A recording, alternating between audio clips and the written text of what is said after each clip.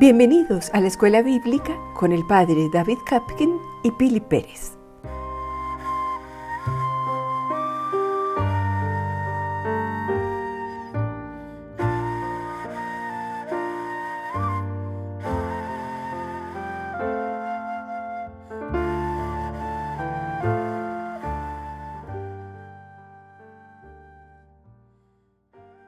Buenas tardes, bienvenidos a su programa Escuela Bíblica. Padre, muy buenas tardes. Buenas tardes, doña Pili, ¿cómo está? Muy bien, fue un fin de semana muy bueno. Ajá, ¿cómo siguen sus niñas? Muy bien, muy Perfecto. lindas. ¿Sabe qué quería empezar hoy? Reflexionando, pensando como cuando entra uno a un cuarto muy oscuro con una luz, con la luz de una vela. Y como el temor que produce como esa oscuridad porque uno no distingue entre las cosas. A medida que la luz se va entrando y apoderando de las tinieblas, apoderando de la poca definición de los muebles, uno va pudiendo caminar, entrar, conquistar ese espacio de tinieblas. Esa es la palabra de Dios entre nosotros. Así se llama uno de sus libros, La Luz del Evangelio, ¿no? Sí, así se llama. Es una colección de artículos que yo escribí hace muchos años y luego los reuní todos en un libro. La Luz del Evangelio. Y otro se llama La Fuerza de la Palabra, también colección de artículos. Entonces, así quería empezar hoy. Eso es para nosotros la palabra de Dios. Y la escuela bíblica lo que pretende hacer es precisamente esto, que rompamos tinieblas, rompamos monstruos que no sabemos qué hacer con ellos con la palabra de Dios.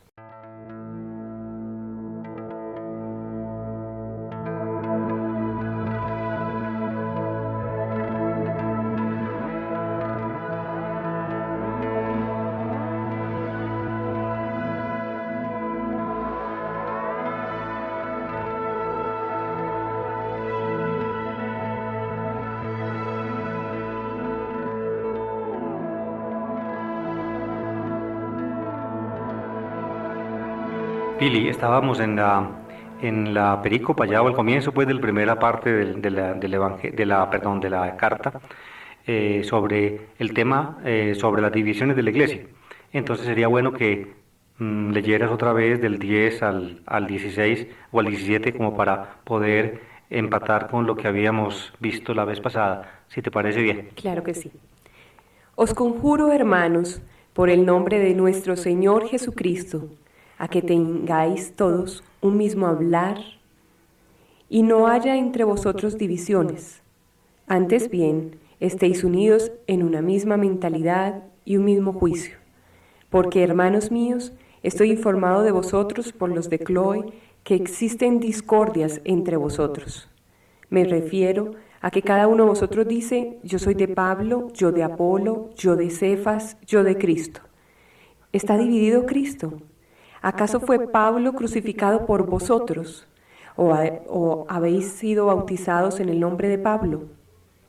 Doy gracias a Dios por no haber bautizado a ninguno de vosotros fuera de Crispo y Gallo. Así nadie puede decir que habéis sido bautizados en mi nombre. Así, también bauticé a la familia de Estéfanas. Por lo demás, no creo haber bautizado a ningún otro, porque no me envió Cristo a bautizar, sino a predicar el Evangelio. Y no con palabras sabias para no desvirtuar la cruz de Cristo. Habíamos visto, pues, recuerden ustedes, queridos oyentes, que Pablo comienza su exhortación en una forma muy enfatizada. Los exhorta, o como dice aquí la traducción que usa Pili, los conjura por el nombre del Señor nuestro Jesucristo. Se ve que, pues, que para el apóstol el problema que va ahora a desvelar en Corinto era grave. Precisamente a él le contaron, o le habían hecho saber más bien, los de Cloe, es decir, los miembros quizá de una iglesia, de una familia que se reunía en casa de esta señora, lo que estaba pasando en la comunidad, es decir, que había divisiones, había contiendas entre ellos, no estaban del todo concordantes. Y había sabido Pablo, seguramente por el mismo medio, los eslogans, o sí, diría yo, como las frases casi textuales de los mismos corintios en sus grupos, para reconocerse. Unos decían, yo soy de Pablo, otros decían, yo soy de Apolo, otros decían, yo soy de Cefas, y otros decían, yo soy de Cristo. Habíamos visto, queridos oyentes, recuerden ustedes, que hay tres grupos, pues, perfectamente delimitados y claros, que son el grupo que decía adherir a Pablo, luego el grupo que decía adherir a Apolo, y luego el grupo que adhería o que decía adherir a Cefas, es decir, a Pedro. El último grupo, los que decían yo soy de Cristo, es un grupo más difícil de determinar. Por eso algunos autores piensan de que no se trata pues de un grupo, sino más bien de una frase de Pablo por la cual él mismo se distancia de los otros tres grupos. Es decir, si unos dicen yo soy de tal y otros de tal y otros de tal, pues yo digo yo soy de Cristo. Así interpretan algunos autores, por ejemplo Phil Howard y otros. Pero otros dicen que no, que se trata de un grupo que decía que adherían a Cristo. Serían una especie de gente, digamos, muy entusiasta, se creían, digamos, llenos del Espíritu, estaban convencidos de que no necesitaban maestros humanos ni apóstoles, porque Cristo era su único maestro, su único guía, y de esa manera pues se llenaban de orgullo, de insolencia frente a los demás. También es posible esta interpretación, y algunos autores pues la ven así, como por ejemplo Wendland y otros. En fin. Sin embargo, con esta segunda opinión, se le hace un poco más difícil comprender frases como esta, cuando Pablo pues critica a estos grupos. Dice, ¿acaso Pablo fue crucificado por vosotros? El grupo de Cristo debería decir, Cristo fue crucificado por nosotros. Y por tanto la frase en boca de ellos estaría bien. Y lo mismo esta otra, o habéis sido bautizados en nombre de Pablo. Pues los que adherían al grupo ese famoso de Cristo dirían, pues, o habéis sido bautizados en nombre de Cristo. Es decir, por eso la cuestión del grupo o de los que decían yo soy de Cristo, si era pues un grupo particular en Corinto al cual el Pablo está criticando, o si más bien esa frase es como la conciencia misma de Pablo para distanciarse de los otros grupos, esa cuestión queda pendiente. Yo pienso que al menos ahora para mí no hay una respuesta del todo satisfactoria en ese punto de la interpretación de esta carta, al menos pues para mi modo de entender.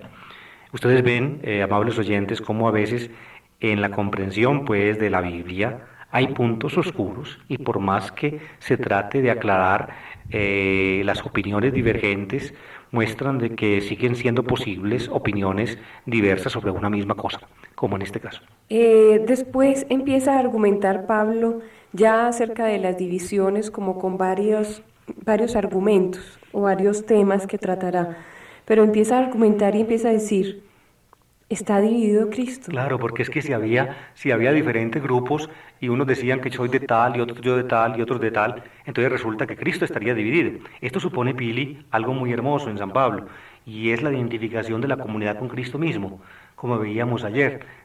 O en el último programa, está dividido Cristo. Esto supone que para San Pablo, cristianos más Cristo forman como un Cristo total. Es un solo cuerpo. Es un solo cuerpo, eso lo va a explicar luego en el capítulo 12 de esta misma carta. En Efesios capítulo 4, versículo 5 habla de un solo Señor, una sola fe, un solo bautismo. Exactamente. Aquí prácticamente pues sería un único Cristo. Por tanto, si Cristo más cristianos dan el Cristo total, si unos dicen yo soy de tal, y otros dicen yo soy de tal, y otros dicen yo soy de tal, entonces parecería que Cristo está dividido. Y no puede ser así. Por tanto, esa frase de San Pablo, capítulo 13, es una crítica a las divisiones, a los grupillos de Corinto, a esas iglesias personales que se habían formado allí. Memeriste, oh Christos, dice él, está dividido Cristo. Y un detallito en este momento me viene a la mente, es como en la narración de la conversión de San Pablo en Hechos capítulo 9, pienso yo que digámoslo así, como que hay algo de la teología paulina en el mismo recuento de cómo Pablo llegó a convertirse. Cuando iba por el camino de Damasco, una voz del cielo le dice, Pablo, Pablo, ¿por qué me persigues? Y él contesta, ¿quién eres tú, Señor? Y la voz le dice, yo soy Jesús a quien tú persigues. Fíjense, al perseguir a los cristianos, Pablo como que se hace consciente de que está persiguiendo a Cristo. Yo soy Jesús a quien tú persigues. Hay algo pues en esa misma narración de esta concepción de Pablo que está en la frase del versículo 13. Está dividido Cristo. Y después hablará, como tú estabas anotando, después dirá, somos un solo cuerpo donde Cristo es la cabeza. Exacto. Y nosotros somos sus miembros. Exacto. Eso está, esa forma, digamos, de presentar, diría yo, el misterio de la Iglesia es propia de las cartas de los Colosenses y los Efesios. En esta carta a los Corintios y en la carta a los Romanos, Pablo no usa, digamos, la comparación cabeza-cuerpo, sino más bien cuerpo solo. Es decir, Cristo es como el cuerpo total del cual nosotros todos somos miembros. Así en esta carta y en Romanos. En cambio, en Efesios y Colosenses, Cristo es la cabeza, nosotros el cuerpo. Es una variación o una diversidad, digamos, un poco, decir, no se nota fácil, necesita uno tener un poco de perspicacia para notarla. Y eso, pues, digamos, ayuda a los críticos a distinguir, digamos, el estrato deuteropaulino en las cartas de Colosenses y Efesios. Después dice Pablo, ¿acaso fue Pablo crucificado por vosotros? Exacto. Y esa es una acusación bien grave. Claro, porque si alguno decía yo soy de Pablo, entonces supondría que Pablo fue crucificado por él y que Pablo entra a tener el papel de Cristo. ¿Ve? El fundamento de la iglesia no es Pablo, es la muerte de Jesús, la crucifixión de Jesús. Pablo empieza ya aquí, digámoslo así, a insinuar el tema de la cruz de Jesús. ¿Acaso fue Pablo crucificado por vosotros? Como ustedes ven, Pablo empieza, digamos, ya está empezando a criticar los grupillos de Corintio. Y fíjense, empieza a criticar explícitamente al grupo de los adherentes a él. Es decir, es como si dijera, cuando se dice ochi, es con todos los marranos. Es decir, aún los propios de él critica al grupo de los que se confesaban adherentes a él. Se pone él como ejemplo ante los demás. De pronto es muy tentador para las personas cabezas de grupo que él sea el cabeza de grupo. Exactamente. ¿O no? Es muy tentador que saber, este grupo es mío, esta comunidad es mía, entonces yo que soy cabeza de grupo, yo no digo nada, más bien me quedo callado. Y él está poniéndose como ejemplo para que se entienda entre los corintios. ¿Sabe? Me recuerda Romanos capítulo 5, versículos 6 y 7. Dice, en efecto, cuando todavía estábamos sin fuerzas en el tiempo señalado, Cristo murió por los impíos. Exactamente. En verdad, apenas habrá quien muera por un justo, por un hombre de bien, tal vez se atrevería uno a morir. Mas la prueba de que Dios nos ama es que Cristo, siendo nosotros todavía pecadores, murió por nosotros. Exactamente. El fundamento, pues, de la unidad de la Iglesia es Jesucristo mismo, es su cruz, es su muerte. Así pues, como no puede decirse que Pablo fue crucificado por ellos, tampoco pueden ellos decir yo soy de Pablo. Yo soy de Pablo, de ninguna manera. Un cristiano es de Cristo. Fíjate, Pili, este es uno de los motivos por los cuales esa frasecita yo soy de Cristo, que figura en el versículo 12, difícilmente se puede entender de un grupo. Claro. Claro, tú ves ahí en ese punto. Ahorita entendía de pronto, porque cuando ya empieza a decir está dividido Cristo, exacto. Casi que es lo anterior. Ajá. Sí, es decir, de Él nuevo, está diciendo, tampoco ni siquiera ustedes podrían decir de que son de Cristo. Ajá. Claro, si yo soy de Cristo significa un grupo, ¿cómo los critica con esta frase? Porque si los del grupo que se decían de Cristo, entonces tendrían toda la razón. Pero yo me refiero uno no puede decir que yo soy de Cristo haciendo división dentro de la iglesia. Exactamente, ¿sí? Ahí sí. Haciendo división dentro de la iglesia. Luego viene la última crítica, la última frase en forma de pregunta con que Pablo critica estas divisiones, cuando dice, en el nombre de Pablo habéis sido bautizados. Cuando uno es bautizado en el nombre de Cristo. Por tanto, entonces, el grupo de los adherentes a Pablo se ve pues desacreditado por Pablo mismo, porque ellos no fueron bautizados en nombre de Pablo, sino en nombre de Cristo. Como se dice aquí, claro, pues se insinúa aquí claramente. Y empieza a relacionar bautismo con la cruz de Cristo. Exactamente. Que eso lo harán en Romanos en el capítulo 6, pero aquí lo empieza a relacionar. Y empieza también, digámoslo así, a tener en cuenta un poco una problemática, digamos, que en esos tiempos era común, y era esta. Fuera pues del cristianismo había muchas otras religiones. Sobre todo las religiones de los misterios que llamaban. En esas religiones, los que querían pues entrar a la religión eran iniciados en el misterio. El iniciado, el que iba a ser, digamos, introducido en esa religión, se llamaba el mista. Y había un iniciante, una especie como de sacerdote o algo así, que era el iniciador, se llama el mistagogo. El mistagogo, pues, que era el iniciador, iniciaba al mista en los misterios y los hacía y les iba revelando poco a poco el misterio profundo que debían conocer. para que ya informados de eso tuvieran el conocimiento, la gnosis, el conocimiento que les permitía pues entender perfectamente el misterio de lo divino en ellos. Pues bien, se establecía o se creía establecer una relación o vinculación muy grande entre el mistagogo y el mista, es decir, entre el iniciado y el iniciante.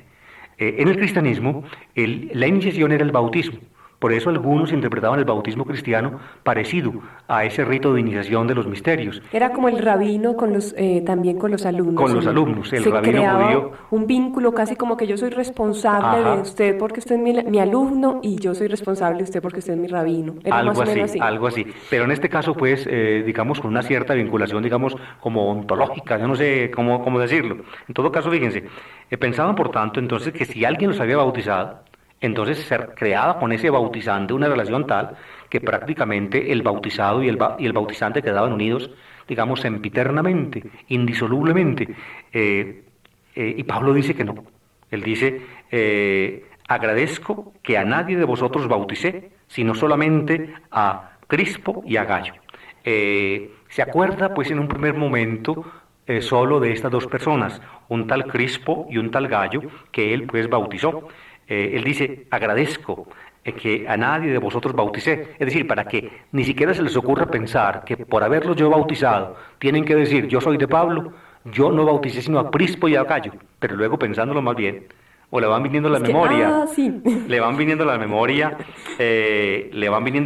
otros que él bautizó. De modo que al principio solamente recuerda a Crispo y a Gayo y dice, gracias a Dios, pues, que a ninguno de otros bauticé sino a Crispo y a Gayo, para que ninguno de ustedes diga que ha sido bautizado en mi nombre.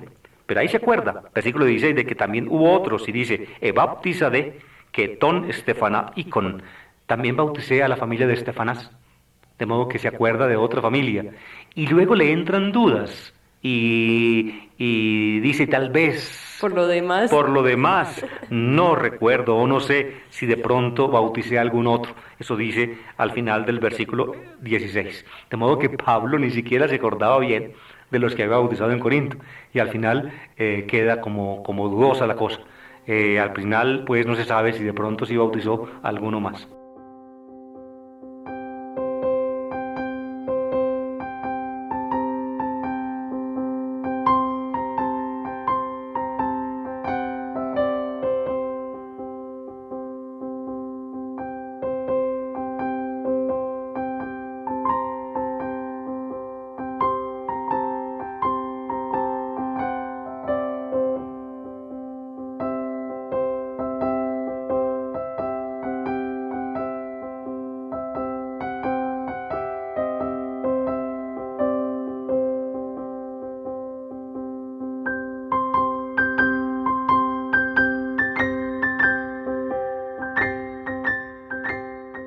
Después de esto empieza es una frase que parece dura y algunos habían calificado como de menosprecio al bautismo, pero no es tal, ¿cierto, Padre? No, yo no creo. Porque Versículo no me envió Cristo a bautizar, sino a predicar el Evangelio. Exacto. No es ningún menosprecio del bautismo, pues no es sino ver, por ejemplo, cómo habla él del bautismo en Romanos capítulo 6 y en muchos otros lugares altones en sus cartas.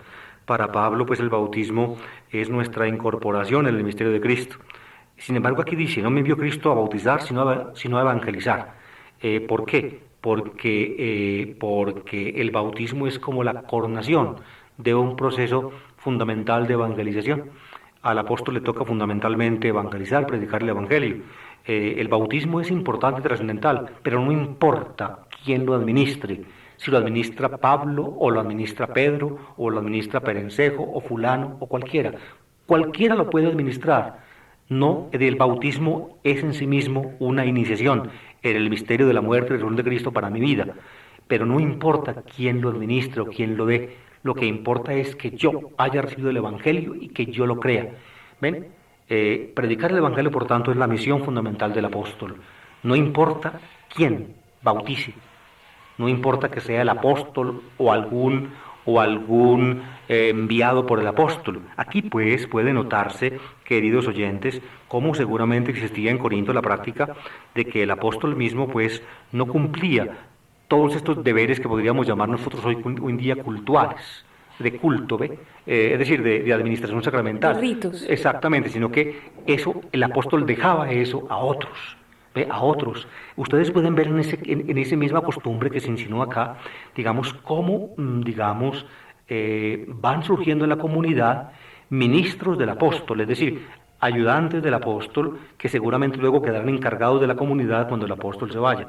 Es decir, se va insinuando lo que podríamos llamar acá la sucesión apostólica, que para la Iglesia Católica es un término, digamos, muy importante, dado el énfasis que la Iglesia Católica da, digamos, a los ministerios ordenados. Los ministerios de la Iglesia. Exacto. Para San Pablo, ustedes ven, esto se supone, pero Pablo no hace énfasis en ello. No hace énfasis. Se ve que Pablo tenía ayudantes que bautizaban, y seguramente aún ayudantes que presidían la Eucaristía. Podríamos decir también lo mismo. Seguramente también tenía ayudantes para ello. Y sin embargo, fíjense, para Pablo, en lo único que él no podía ser reemplazado era el anuncio y la responsabilidad del Evangelio. ¿Por qué? Porque para él el anuncio del Evangelio se basaba en una encomienda que el mismo Cristo le había hecho, en una misión recibida directamente del Señor. Y hay algo que tú decías, el bautismo en realidad no es sino la culminación de un recibir la predicación. Exactamente. Es un saber lo que se va a hacer y bautizarse para empezar a caminar un camino nuevo. Claro. ¿Cuántos de nosotros, apliquémoslo pastoralmente, cuántos de nosotros vamos a bautizar a nuestros niños? Y lo menos importante es la catequesis. Claro. Y lo menos, ay padre, pero ¿para qué la catequesis? Le preguntan a uno, padre, ¿qué hay que hacer cursillo? Ahí mismo, esa es la primera pregunta que le hacen a uno, porque la gente se imagina pues un cursillo muy largo y muy aburridor. Y fíjense, queridos oyentes, en esto yo quisiera ser enfático. Mire, la generación, digamos, digamos que tiene una edad entre los 40 y los 60 años, actualmente en nuestro país, proviene de esa época en que en las parroquias había bautismos casi todos los días, a la 1 de la tarde bautismos. Entonces la gente llegaba ya con sus muchachitos y había bautismo, pero prácticamente, y era en latín, de modo que ni siquiera los padres del niño, los padres del niño y los padrinos entendían porque era en latín, como se daba el bautismo, y todas las oraciones en latín, todo era en latín, de modo que la mayor parte de la gente nuestra, que estamos entre los 40 y los 60 años de edad, fuimos bautizados así, fuimos bautizados, digamos, en masa, en una masa inmensa. Había 20, 30 bautismos casi diarios en las parroquias. Yo lo sé por mi parroquia, Fátima, porque me tocó pasar al computador los libros de bautismos. Y uno ve pues allí la cantidad de gente que se bautizaba. Y aún para matrimonios uno ve exactamente lo mismo, sin ninguna formación, sin ninguna catequesis, sin ninguna profundización en el sentido de las cosas. Todo pues en masa. Yo creo que la Iglesia Católica ahora está pagando un poco las consecuencias de esa sacramentalización masiva, sin evangelización alguna, en la que vivió ella durante tantísimos años. Hay mucha gente, digámoslo así, católica, que de un momento a otro se pone en contacto, por ejemplo, con un grupo evangélico o un grupo de secta, y les dicen algo del Señor, y entonces se atreven a decir, ahora he conocido al Señor. Y sin embargo han pasado como católicos 40 años escuchando la predicación nuestra y jamás han conocido al Señor. ¿Qué nos pasa? Yo no pregunto qué nos pasa hablando de la gente, sino qué nos pasa a nosotros hablando de los evangelizadores. ¿De qué es lo que estamos hablando? Cuando predicamos en la Eucaristía, ¿de qué predicamos? Es tremendo que la gente diga, es una ofensa inmensa, es una bofetada en la cara que nos dan a nosotros cuando un católico dice que se hizo evangélico o se pasó para una secta, porque solamente como evangélico y en la secta aprendió a conocer a Jesucristo. Entonces, ¿de qué diablos le hemos hablado nosotros a la gente durante tantos años? Porque siendo el bautismo y utilizándolo tal como estabas hablando tú, no parece mágico como entrar a un club, como entrar a cualquier cosa, porque no tiene sentido. Eso tendría sentido si yo me comprometo como bautizado, Claro. si yo como papá y mamá me comprometo a que esta Claro. niña va a tener la luz del Evangelio, o que este niño va a tener la luz del Evangelio. Entonces yo llamo como la atención de que en realidad los sacramentos son para vivirlos y vivirlos intensamente, no como ritualismo, sino como el terminar de toda una predicación, de toda una experiencia evangélica. Así es. Pues bien, Pablo dice pues que a él lo envió Cristo no a bautizar, sino a evangelizar, a predicar el evangelio, como traduce la Biblia que tiene Pili. El verbo que emplea aquí el apóstol es evangelíceste, que significa exactamente evangelizar, predicar el evangelio. Y en este punto el apóstol, digamos, insinúa el tema que luego va a tratar ampliamente. y dice, y a predicar el Evangelio, no en sofía logo, es la frase griega que utiliza, no en sabiduría de palabra, para que no se vacíe la cruz de Cristo. Es decir, si se predica el Evangelio en sabiduría de palabra, como dice aquí, entonces la cruz de Cristo queda vacía, se destruye, se aniquila.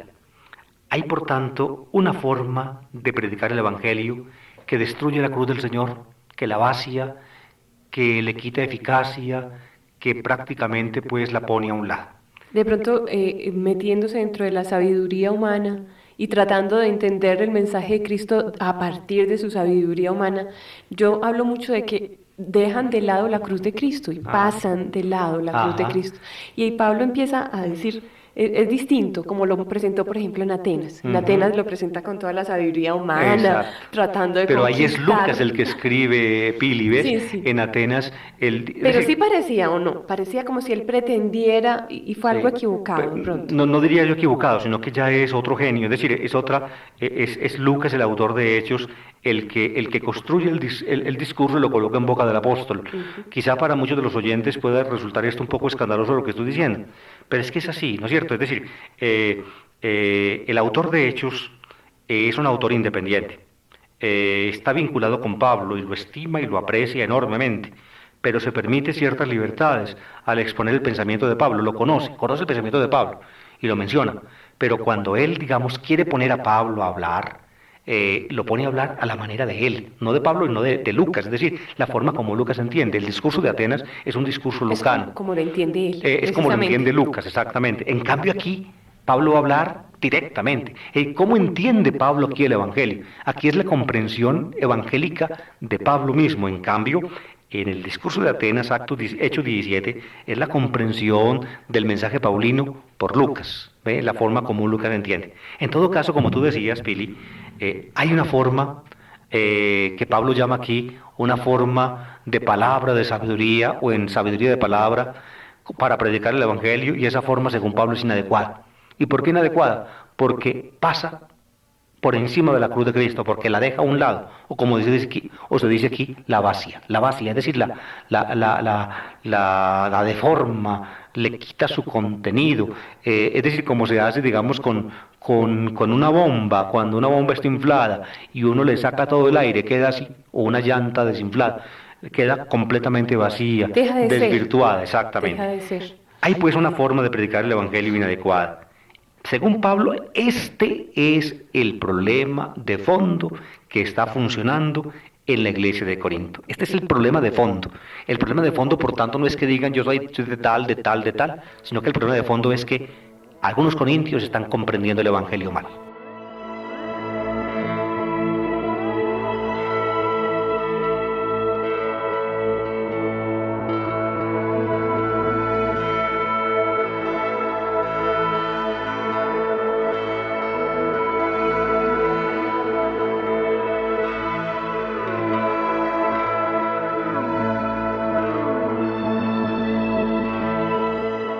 Más tarde la teología del Nuevo Testamento entendería perfectamente esto, entonces vemos a Marcos presentando no aún la presentación de Cristo que es no glorioso y triunfante, sino débil, crucificado. El seguimiento de Jesús. Cierto. Ya después Jesús, Mateo, tomar Lucas, la cruz. La predicación, el reino de los cielos es para los pobres, para los débiles. Sí, todo eso está unido. Ustedes pensarán, queridos oyentes, que este problema que había en Corinto de una comprensión inadecuada del Evangelio, cuando el Evangelio se predica pues como una palabra de sabiduría humana, se comprende mal. Ustedes podrán pensar de que ese era un problema de ese tiempo, que era un problema, digamos, de Corinto, nada más. Pues es un problema actual. Yo me atrevería a decir que es un problema, digamos, tremendamente actual. Aquí vamos a estudiar la forma como Pablo afronta el problema en su tiempo, en su momento. Pero pienso yo que si entendemos bien esto, podremos también nosotros comprender muchos de los problemas de identificación cristiana del momento presente. Porque también en el momento presente, al menos para mi manera de ver, hay problemas de identificación cristiana. Es decir, uno no puede simplemente leer teología o asumir la teología que hoy en día se escribe o se enseña en una forma, diría yo, ingenua y sin aprehensión. porque en la teología actual, en la llamada, que podríamos llamar teología de la posmodernidad, se insinúan unas comprensiones del Evangelio para las cuales esta palabra de Pablo, esta reflexión paulina de acá, digamos, cae como anillo al dedo. Yo, Mucha de la espiritualidad de la nueva era también, sí, que también claro, es dentro de la clarísimo, posmodernidad, claro, claro. está hablando no tanto de la cruz de Cristo, sino de eso, entender las palabras de Cristo, adaptarlo a lo que ellos Exactamente, quieren exactamente. y dejar la cruz de Cristo al ladito. Déjeme, yo hablo de eso O después. en la forma como cristianos, por ejemplo, se acercan al pensamiento de la nueva era. Alguna vez me decía a mí alguien que hubo un simposio o algo así sobre la nueva era y que un sacerdote habló de nueva era y que se le notaba al sacerdote, decía la persona que estaba de acuerdo con ella, que él no lo decía, pero que se le notaba en la forma como se expresaba. Pues yo no sabría, pues no sé quién es el que dijo eso. En todo caso, sería interesante que volviéramos a leer a Pablo y que tratáramos de entender digamos, esta reflexión profunda del apóstol Pablo sobre el Evangelio a la luz de la problemática actual reciente. Fíjense, me refiero, por ejemplo, a esto, para decir ya autores contemporáneos y hoy en día sumamente cotizados. En dos volúmenes, digamos, realmente exquisitos, maravillosos, lo mejor que yo he leído en teología en los últimos 15 años, escribe Dreverman o fundamenta su hermenéutica psicológica de la Biblia. Se llama Tiefenpsychologie und Exegese, o dos grandes volúmenes en que él hace eso. Les digo, Dreverman es un autor alemán muy conocido, fue profesor durante mucho tiempo en una universidad católica en Paderborn, en Alemania, y luego tuvo problemas con la jerarquía de la iglesia, con su obispo, y en fin, precisamente debido a sus posiciones teológicas. Pues bien, leyendo esos dos volúmenes de Dreverman sobre la interpretación psicológica de la Biblia, yo encontré, digamos, algo realmente novedoso y profundo en teología. Algo, digamos, que tiene mucho que aportarle a uno como conocedor de la Biblia y como predicador, aún más que le tiene que aportar mucho a uno a su propia vida personal, a su propia vida de fe, pero también uno encuentra allí, digamos, estrecheces hermenéuticas demasiado pronunciadas y una forma, digamos, de interpretación que va arrinconando lo que desde el comienzo fue la identidad cristiana. Miren, en dos grandes volúmenes que tienen más de 400 hojas cada uno, nunca, en ningún momento, hubo una referencia positiva del autor a la comprensión paulina del Evangelio. Nunca, en ningún momento. Claro, porque es que este texto, el que vamos a estudiar de ahora en adelante, o el que estamos estudiando, este texto pone en vilo y critica acerbamente, digamos, una aproximación al cristianismo simplemente desde la racionalidad, desde una tranquila racionalidad humana, desde una sabia acepción de la propia realidad del hombre, desde una mirada tranquila y conforme con las posibilidades que el hombre tiene en cuanto tal. Este texto las hace vacilar, este texto prácticamente las empuja, este texto las tira al suelo, este texto dice que solamente Dios puede dar sentido y que si de nuestra parte nosotros, digamos, presumimos adquirir sentido, entonces prácticamente nos hundimos inevitablemente en la muerte. Es más o menos como la posición paulina. Por eso a mí me llamó la atención, Pero, a ver, después de leer dos volúmenes grandísimos de este gran autor. pero entonces Draderman se estaba pasando de largo la cruz de Cristo o Sí, la claro. predicación de la cruz de Sí, Cristo. es decir, es escandalosa, ¿no es ¿Qué cierto? estaba hablando? Eh, ¿A partir del Evangelio? ¿A partir de qué? no, es decir, él es un hombre, digamos, posmoderno, es decir, él está en la posmodernidad arraigado. Para él, digamos, él cita, digamos, a cada página a Nietzsche. Nietzsche es en la filosofía actual el padre de la posmodernidad. Él está convencido, es decir, él entrevé la razón profunda por la cual Nietzsche, por ejemplo, se manifiesta no decididamente no cristiano, sino anticristiano, tremendamente polémico, acerbo, amargo frente al cristianismo. Dreverman trata de valorar a Nietzsche y de mostrar que precisamente él tomó esa posesión precisamente porque porque el cristianismo fue mal interpretado. Por una interpretación de Nietzsche, ¿o no? No, por interpretación del cristianismo mala. Aparte. Sí, es decir, porque el cristianismo tiene en su base una interpretación, digamos, nociva, aún de Jesús mismo. Y entonces él tiene prácticamente que colocar el cristianismo patas arriba para poderlo leer en otra forma. Y colocar el cristianismo patas arriba para poderlo leer en otra forma y hacerlo en alguna forma accesible al espíritu posmoderno implica pues para él desconocer el valor de la cruz, en absoluto. Para Nietzsche la cruz no tiene ningún sentido. Él dice que el cristianismo es el vilipendio del hombre, que precisamente el cristianismo crea hombres débiles, que el cristianismo crea hombres sin valor, hombres sin perspectiva, hombres sin horizonte. Pero entonces, a ver, yo qué pena que te interrumpa, pero entonces diría Pablo lo mismo, le diría lo mismo a este acto, a la actualidad. Clarísimo. O sea, lo que sigue a continuación, destruiré la sabiduría de los sabios. Exactamente. Y no tener la inteligencia de los inteligentes. Exacto, esto no solamente ¿Dónde está el sabio? ¿Dónde está el docto? ¿Dónde está el sofista? En otras palabras, Pili, esto que vamos a estudiar no solamente vale para los problemas de ese tiempo, hace 20 siglos, con los mediognósticos de Corinto, o con la aurora del gnosticismo que estaba surgiendo dentro de esa iglesia. Los sabios, eso los vale sofistas de ese ahora, eso vale ahora, es decir, eso vale para cualquier intento sabio de interpretar al hombre al margen de Dios, y no solamente al margen de Dios, sino al margen del camino que Dios escogió para su Hijo, que fue la cruz. ¿Ven? Es tremendo decirlo. Aquí, evidentemente, se presenta un problema muy serio. Entonces, Dios es sádico.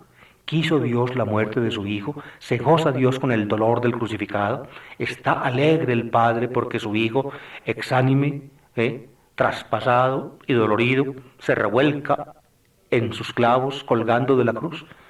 Ciertamente, el sadismo de Dios tiene que ser apartado. Dios no puede ser sádico. Pero mirando como desde Deuteronomio, que era una maldición para el pueblo morir crucificado también. Podría uno meter también ese argumento acá. Pero sin embargo, la cruz en cuanto tal tiene algo de positivo.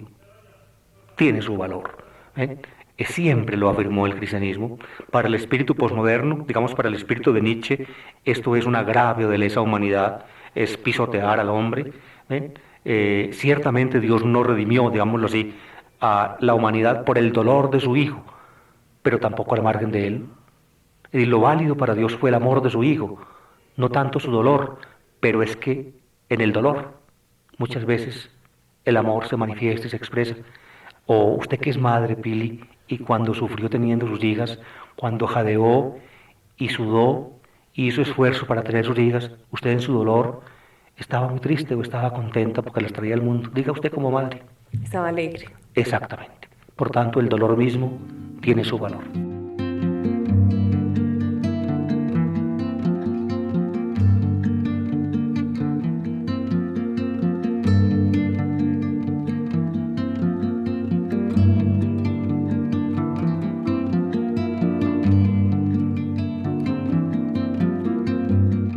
Me acuerdo en este momento de una enseñanza que me daba Fabio Espinosa el año pasado, a partir de Romanos, y hablaba como la cruz, la muerte de Cristo, era la confianza absoluta en Dios, en Papá Dios, y el compromiso con el hermano, y que eso era lo que había hecho Cristo, y que eso era lo que nosotros teníamos que hacer, una absoluta confianza y un compromiso con el otro.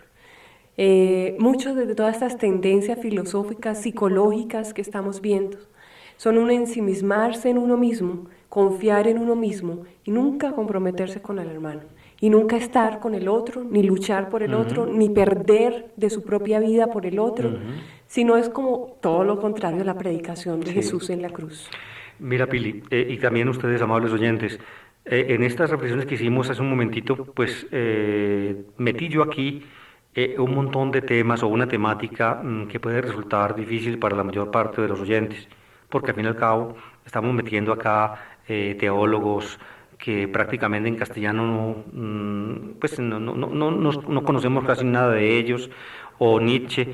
Nietzsche seguramente es conocido por los estudiantes de la universidad, actualmente pienso, por ejemplo, en una facultad de filosofía, quizá entre los pensadores del siglo pasado el más leído es Nietzsche. Antes era Marx, ahora Marx está ya en el aquel de los libros en desuso.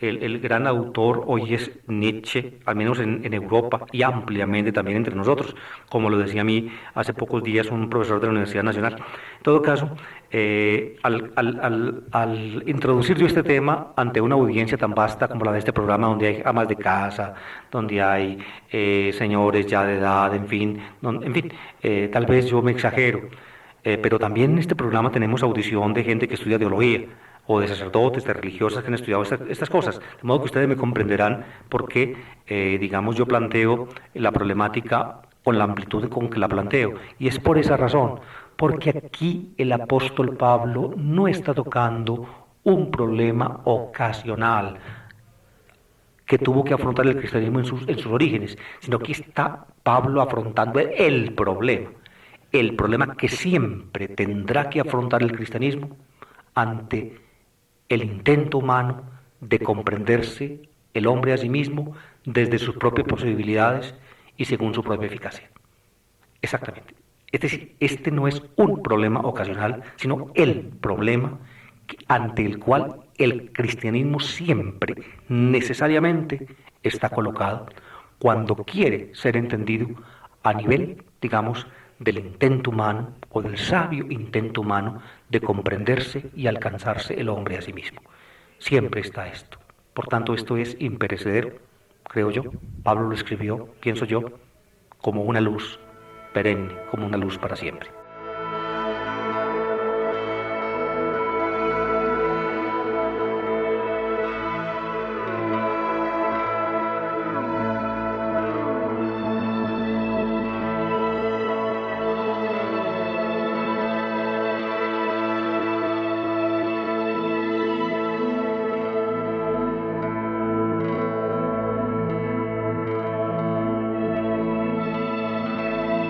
Qué bueno sería, Padre, antes de que empecemos con la siguiente perícopa, que aprendiéramos a distinguir entre estas dos cosas, entre la sabiduría humana y la predicación de Cristo.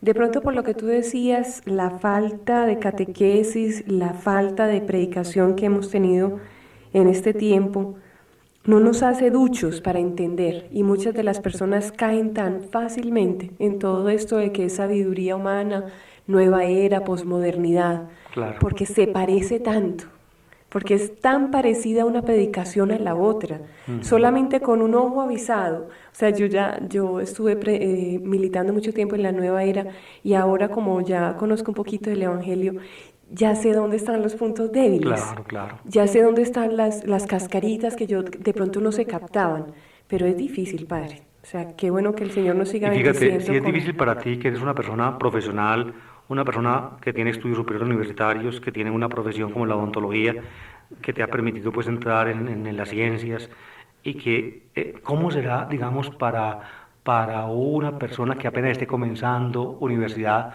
o que esté terminando bachillerato, para una ama de casa bombardeada desde la radio con un montón de insinuaciones y de cosas que en televisión, digamos, ve sin criterio alguno todo lo que le quieran decir y se lo va tragando, así como compra el detergente que le recomiendan, también acepta sin más las ideas que le entregan. Eso lo ve uno claramente en la sociedad contemporánea. Yo pienso mucho y repito mucho, con mucha frecuencia, es no coman cuento con mucha facilidad. Ajá. Si algo les está llegando, no coman cuento con Sí, facilidad, claro. sino que con sentido crítico, con espíritu crítico, Claro. miren claramente las cosas y pregunten. Y lo más en esto, digamos, lo que a mí me hace realmente reír, es que cuando uno escucha una posición cristiana, digamos, de contradicción a lo que, por ejemplo, traen los medios, uno le escucha siempre al lado de temas, digamos, más bien obvios. Por ejemplo, pecado santo, que qué calumnia, que qué cosa tan espantosa. Y les parece que la historia de un sacerdote que se enamora es algo escandaloso. Eso les parece escandaloso, sabiendo que puede ser una situación vital y que ha ocurrido y Real. ocurrirá y real, ¿no es cierto? Eso es escandaloso, y en nombre del cristianismo que quiten eso de la televisión. Pero más En cambio, lo la que otra mitad del sol. en cambio, nunca captan los críticos desde el cristianismo o desde los puestos oficiales de la iglesia, nunca captan el verdadero problema. Nunca lo captan. Es decir, ¿dónde está realmente el problema? Les parece que el problema es pecado santo, y el problema no es pecado santo en absoluto. Esa es una situación obvia, real, a cualquiera le puede pasar. Ese no es el problema es otro. Es decir, si el padre se casa o no se casa, el cristianismo queda intacto. En cambio, hay otras cosas que desvirtúan para siempre en la mente de la gente lo que el cristianismo implica. Y eso no lo captan. Es decir, ampliando Están destruyendo conceptos de resurrección. de lo que usted quiera, del Dios personal, de la propia posición del hombre como persona, Del pecado. del yo humano frente al tú de Dios, ni más ni menos eso, es decir, una cantidad de cosas inmensas, es decir, lo fundamental, en lo cual prácticamente, o lo que supone la estructura básica que supone la fe cristiana, todo eso prácticamente lo destruyen, lo borran, y el problema para muchos es el pecado santo. Es como ese famoso refrán, de tanto ver árboles, no ven el bosque.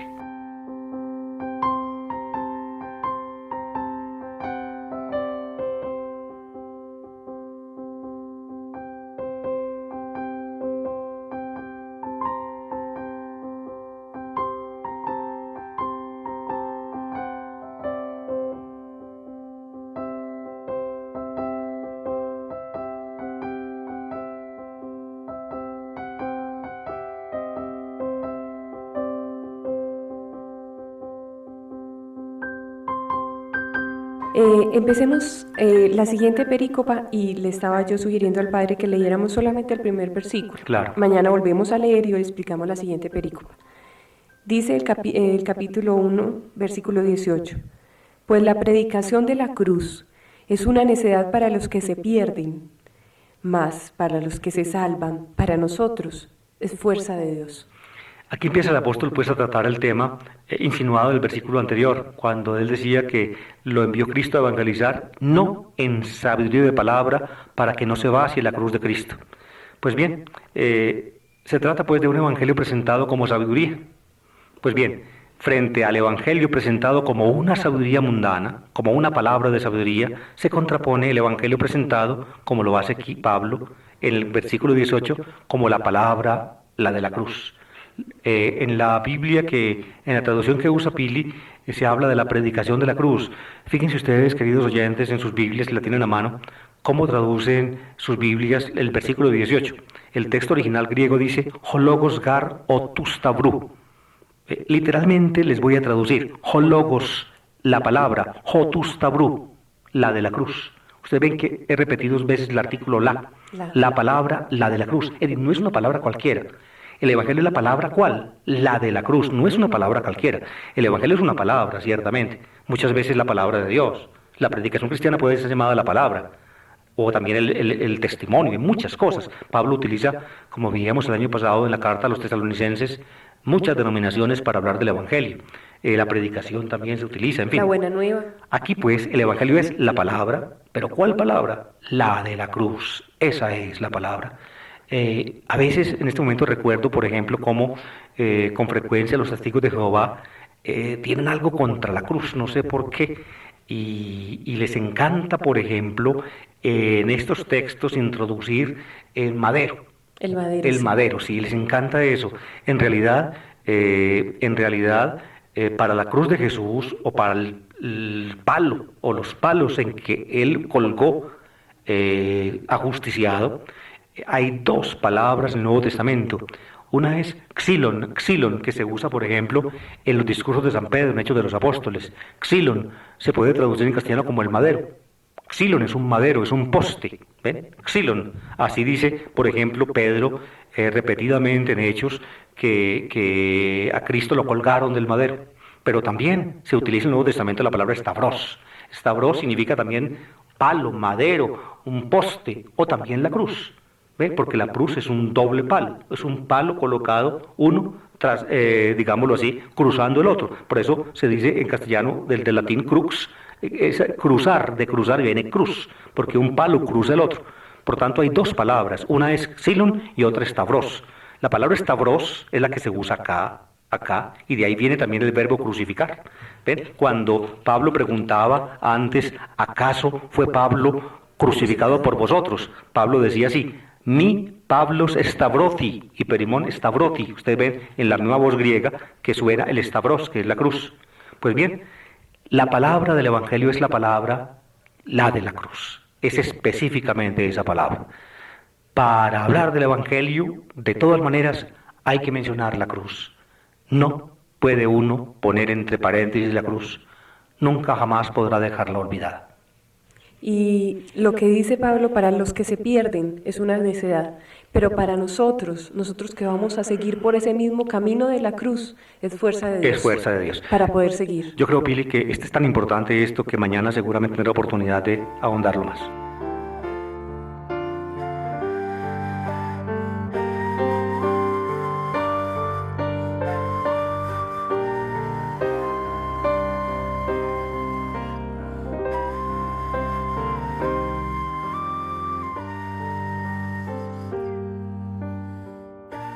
Hemos llegado al final. Gracias por estar con nosotros.